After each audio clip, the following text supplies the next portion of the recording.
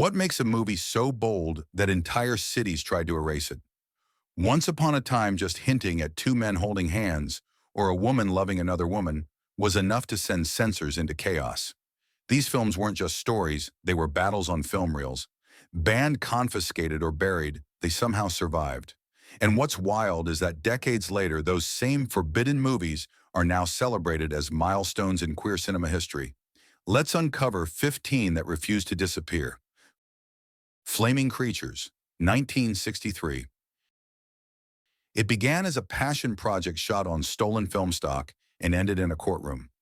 Jack Smith's Flaming Creatures wasn't just banned, it was raided mid-screening. Police stormed a New York theater, seized the print, and arrested projectionists for showing what authorities called indecent. But what they really saw was art they didn't understand. Smith filled the screen with dreamlike chaos, glittering bodies, shifting genders, and movement that felt like both celebration and rebellion. His camera drifted through a carnival of performers, wrapped in fabric and imagination, blurring every line society drew between man and woman performance and reality. To audiences in the underground art scene, it was liberation on film. To censors, it was scandal. The case reached national headlines. Critics were divided. Some called it the birth of underground cinema, others a threat to morality. But Smith's defiance echoed far beyond courtrooms. His film inspired future generations of artists, from Andy Warhol to John Waters, who saw in his defiance a blueprint for creative freedom. Today, Flaming Creatures is studied, restored, and screened in museums worldwide. What once got people arrested is now hailed as one of the most daring works of American experimental film. The message? You can confiscate the real, but not the revolution. Lonesome Cowboys, 1968. When Andy Warhol decided to make a cowboy movie, Hollywood expected chaps and gunfights. What they got instead was flirtation, lipstick, and a very different kind of showdown. Lonesome Cowboys turned the macho Western myth inside out. Shot in Arizona, the film followed a gang of outlaws whose version of justice involved teasing, taunting, and breaking every boundary of gender and behavior. Authorities didn't find it charming. When it screened in Atlanta, police raided the theater, arrested staff, and confiscated the film. The charges? Obscenity. But behind the legal noise was a deeper panic. Lonesome Cowboys mocked the straight-laced image of American masculinity that Hollywood had protected for decades. Warhol, who had already survived a near-fatal shooting earlier that year, stood his ground. The film went on to win an underground following, celebrated by critics who saw its humor and irreverence as a fearless act of cultural rebellion. Years later, scholars would call it one of the first mainstream films to present queer identity, not as tragedy or moral warning, but as playful, defiant, and joyful. Warhol once said, "Art is what you can get away with," and Lonesome Cowboys proved it. Banned in some cities, adored in others. It rode straight into queer film history as the movie that dared to laugh at everything America took too seriously. Pink Flamingos, 1972. Few films have ever shocked audiences the way Pink Flamingos did. John Waters called it an exercise in bad taste, but the world wasn't ready. After its release, cities from Maryland to Colorado banned it outright. Theaters that dared to show it risked police raids. Yet somehow the lines to see it stretched around the block. At its heart, Pink Flamingos is about outsiders proudly embracing what the world rejects. Starring the iconic drag performer Divine, the film turned rebellion into art. It mocked hypocrisy, tore down pretension, and turned taboo into comedy. Critics were horrified, some called it filth. But beneath the shock, something radical was happening. Waters built a cinematic world where the strange weren't villains but heroes. Divine became a cult icon, symbolizing raw individuality and defiance against polite society. Even censors couldn't stop the film's rise. Midnight screenings turned it into a rite of passage, a badge of courage for anyone who felt different. Decades later, Pink Flamingos is enshrined in the National Film Registry, honored as a cornerstone of American independent cinema. What was once seized for being too offensive now plays in film schools and festivals. The film didn't just survive censorship, it transformed it into a punchline. Sometimes the best revenge is a standing ovation. Female Trouble, 1974. If Pink Flamingos cracked the door open, Female Trouble kicked it off its hinges. John Waters doubled down on everything that shocked audiences before and made a movie that turned chaos into empowerment. Starring Divine once again, the film told the outrageous story of Dawn Davenport, a woman who believes that crime and fame are the same thing. Censors didn't know what to do with it. The film's outrageous scenes, cross-dressing characters, and gleeful rejection of morality standards led to limited screenings and bans in several cities. Some theaters refused to show it altogether. Yet among underground audiences, it was electric. Female Trouble wasn't about shock for shock's sake, it was satire. Waters was holding up a funhouse mirror to America's obsession with fame and punishment. Divine's performance was both comedic and tragic, a wild caricature of how society labels the unconventional as dangerous. The film's cult grew quietly. Fans traded VHS copies, held midnight screenings, and quoted its wildest lines like scripture. Critics eventually caught up, calling it a punk opera of bad manners. Today, Female Trouble is recognized not just as queer cinema, but as a landmark of independent filmmaking. It dared to say that beauty, fame, and rebellion belonged to anyone bold enough to claim them, and for that it became unforgettable. Desperate Living, 1977. Imagine a fairy tale written by someone who'd been thrown out of every polite dinner party in America. That's desperate living. The film begins with a housewife on the run and ends in a kingdom ruled by two women who reject everything the outside world stands for. John Waters called it his darkest comedy, and censors agreed too. Dark, too strange, too free. Major distributors refused to touch it. Several cities banned it outright, and some projectionists even walked out of screenings. But the underground crowd understood exactly what Waters was doing. Desperate Living wasn't just rebellion, it was utopia, a world built by outcasts where rules didn't exist. Filmed on a shoestring budget with a cast of drag performers and outsiders, it flipped every idea of normal upside down. Its visual chaos was intentional, a carnival of color, grime, and laughter that said, if society doesn't want us, we'll make our own. Over time, that message turned prophetic. What once looked like chaos now reads like freedom. Queer audiences embraced it as a declaration of self-made identity. Critics who once dismissed it as nonsense now call it visionary. Desperate Living stands as the crown jewel of Waters' band era, a film that shouted what polite society tried to whisper. That being different isn't shameful, it's revolutionary. Chained Girls, 1965. In an era when even the mention of women-loving women could trigger panic, Chained Girls arrived wrapped in controversy. Marketed as a so-called educational expose, it was anything but. The film claimed to reveal the hidden world of female deviance, but what it really did was accidentally break new ground. Beneath the exploitation packaging and sensational narration lay one of the earliest on-screen depictions of lesbian life in America, filmed years before mainstream cinema dared to acknowledge it existed. Censors, however, didn't see a social study, they saw a scandal. Local film boards from Chicago to New York refused to grant it exhibition licenses. The movie was banned outright in several states, forcing it into underground circuits where it found an entirely different audience. In dimly lit theaters and private screenings, queer viewers watched their identities, however, exaggerated or misunderstood, projected larger than life. Critics dismissed it as trash, and moral watchdogs called for its destruction. Yet decades later, film historians saw it through a new lens. As a relic of early representation, flawed but crucial, it exposed not the women it portrayed, but the fear of seeing them at all.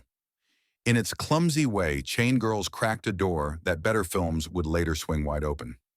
What was once condemned for corrupting morals now sits in archives as a strange but vital piece of queer cinematic history, proof that even exploitation can accidentally become revolution. Multiple Maniacs, 1970. Before John Waters became the self-proclaimed Pope of Trash, he made Multiple Maniacs a film so unhinged that even his loyal fans were shocked. Shot in Baltimore on borrowed cameras, it follows the wild adventures of a sideshow performer named Lady Divine, played of course by Divine herself, as she exacts revenge on the hypocritical world around her.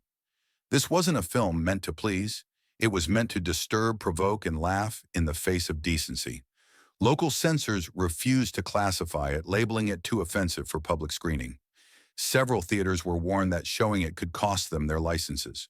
But to the underground audience that gathered after midnight, Multiple Maniacs was a sermon of freedom, loud, messy, and gloriously unapologetic. Waters' cast was made up of local friends, drag performers, and dreamers who turned their rejection by the mainstream into a badge of honor. Critics who attended early screenings didn't know what to write, some left mid-reel. Others whispered that the film felt possessed. Yet behind its outrageous chaos lay a message that resonated. You cannot shame the shameless. Today, Multiple Maniacs stands as a queer punk masterpiece, an anthem for anyone who's ever been told they don't belong. It's the cinematic equivalent of a brick through the window of good taste, and its echo can still be heard in every indie filmmaker who refuses to play by the rules. I Was a Male Yvonne Carlo, 1967. The title alone was enough to raise eyebrows. I Was a Male Yvonne Carlo, another creation from the mind of Jack Smith, was less a film and more a performance caught on camera. Blending drag, fantasy, and chaos, it featured Smith transforming himself into a version of the glamorous actress Yvonne Carlo, not as parody but as artful transformation. Because of its overt queer identity and experimental form, the film rarely saw public screenings. When it did, police raids and confiscations weren't far behind. Film boards considered it indecent while mainstream distributors wouldn't touch it. Yet within New York's art circles, Smith became a mythic figure, the artist who treated gender like paint mixing and reshaping it on screen. The movie's surviving fragments are both haunting and revolutionary. They capture the moment before queer cinema had a name, when expression was rebellion and performance was survival. Smith's use of costume and persona wasn't about imitation. It was about claiming beauty that society said wasn't his to have. Though nearly lost for decades, the rediscovered reels now play in museums and festivals applauded for their radical honesty. I Was a Male Yvonne Carlo proved that identity could be fluid long before the culture was ready to understand it.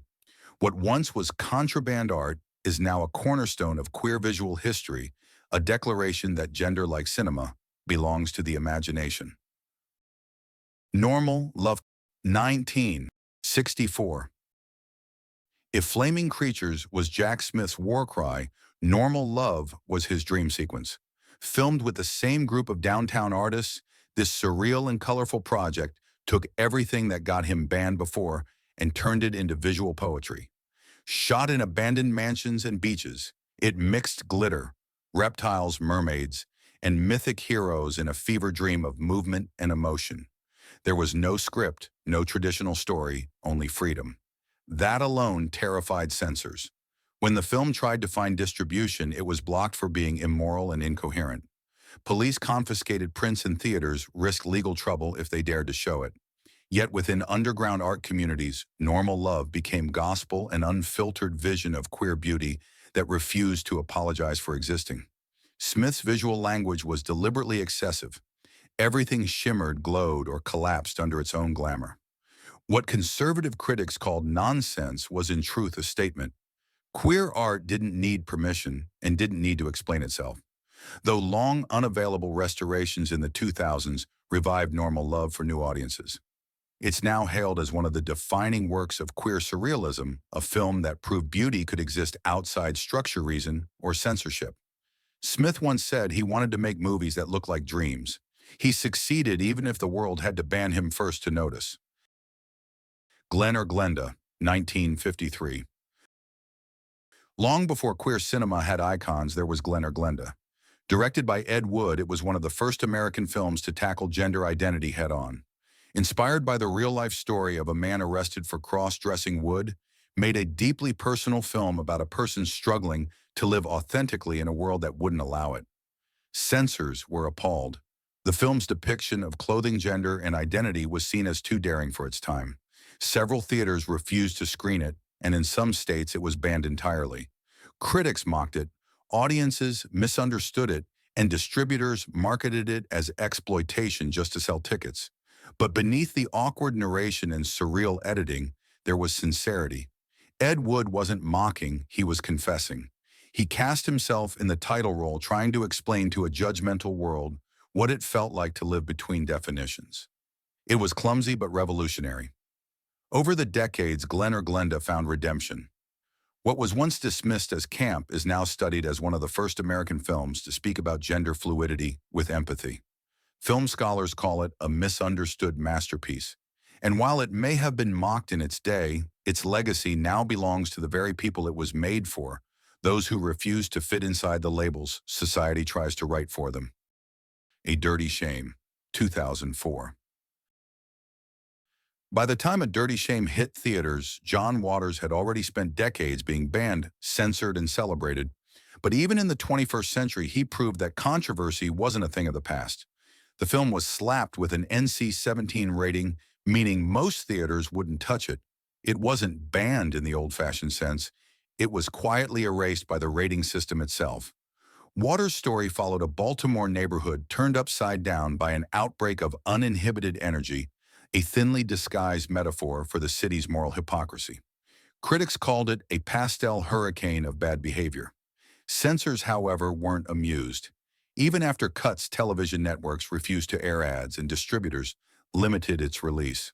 But beneath the absurd humor, A Dirty Shame carried a sharp message that joy, expression, and difference were still being policed even in modern America. Waters, now seen as a living legend, shrugged off the backlash. "If they think they can censor me now," he said, "they haven't been paying attention."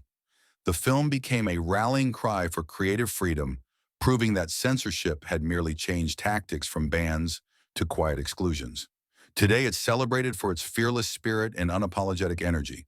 A Dirty Shame may have been silenced by ratings, but its laughter echoes on screens where rules don't apply. Scorpio Rising, 1963. Kenneth Anger's Scorpio Rising wasn't meant to start a war with the establishment, but it did. The short film, blending biker imagery with pop music and coded desire, became the first American film ever seized by the police for obscenity. Authorities called it blasphemous. Film historians later called it revolutionary. Anger's approach was radical. He took symbols of masculinity, leather chrome rebellion, and reimagined them through a queer lens. The result was hypnotic, provocative, and completely unlike anything audiences had seen before. Screenings were interrupted, film prints confiscated, and in one infamous case, a theater manager was arrested for showing it. Yet every attempt to suppress Scorpio Rising only made it stronger. The underground film community rallied around Anger, treating the movie like forbidden scripture. Its use of pop songs from Elvis Presley to the Crystals became the blueprint for modern music videos. More importantly, its coded queerness transformed shame into spectacle. Today, Scorpio Rising is part of the Museum of Modern Art's collection taught in film schools and celebrated as a cornerstone of queer cinema. What began as an outlaw art piece ended up changing visual culture forever. Anger once said, "Art that doesn't disturb isn't art." Scorpio Rising proved that sometimes disturbance is the only way to wake people up. Word Is Out, 1977. At first glance, Word Is Out seemed harmless, a quiet documentary featuring everyday people talking about their lives. But in 1977, that was enough to terrify broadcasters.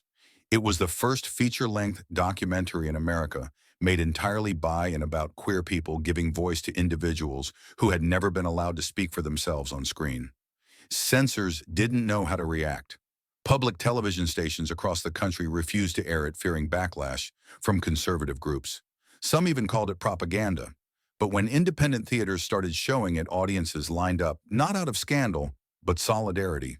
For the first time, queer Americans were seeing reflections of their own truth without caricature or shame. Filmmakers Rob Epstein and the Mariposa Collective fought tooth and nail to keep screenings alive. Despite limited resources, Word Is Out became a cultural milestone, influencing later works like The Times of Harvey Milk and Paris is Burning. It shifted queer cinema from coded subtext to honest testimony. Today, the film is preserved in the National Film Registry, recognized for its historical significance. What was once deemed too controversial for TV now stands as proof that truth itself can be radical. Word Is Out didn't need scandal, it just needed courage. And sometimes that's the most rebellious act of all. Poison, 1991. Todd Haynes's Poison exploded onto the indie scene like a spark in dry grass. Loosely inspired by the writings of Jean Genet, the film blended three interwoven stories, a mock documentary, a gothic parable, and a prison love story, each exploring different forms of alienation and desire. It was daring, poetic, and unapologetically queer, and for that it was attacked. From every direction, conservative groups launched campaigns demanding it be defunded, calling it immoral and anti-family. The outrage reached Congress after it was revealed the film had received partial support from the National Endowment for the Arts. Suddenly, Poison wasn't just a movie, it was a symbol in America's ongoing culture war. Theaters in some states refused to book it. Festivals faced protests, and Haynes became a target for censorship advocates. But audiences saw what the uproar missed. A film that treated queer identity not as a problem, but as poetry. Critics compared it to early Pasolini and praised its bold storytelling. It won the Grand Jury Prize at Sundance, cementing Haynes as a visionary voice. In hindsight, Poison marked the birth of the new queer cinema movement, a wave of fearless storytellers who refused to ask permission. What was once denounced on the Senate floor is now celebrated in film textbooks. Poison reminded the world that sometimes the movies people fear the most are the ones that change everything. These 15 films were never meant to play it safe. They challenged laws, defied censors, and dared to show the world what freedom really looks like. What was once banned is now preserved, studied, and celebrated, proof that truth always finds its screen. So here's a question. Which of these stories do you think would still face resistance today? Drop your thoughts below, hit subscribe, and share this with someone who believes art should never need permission. Because rebellion, after all, is timeless.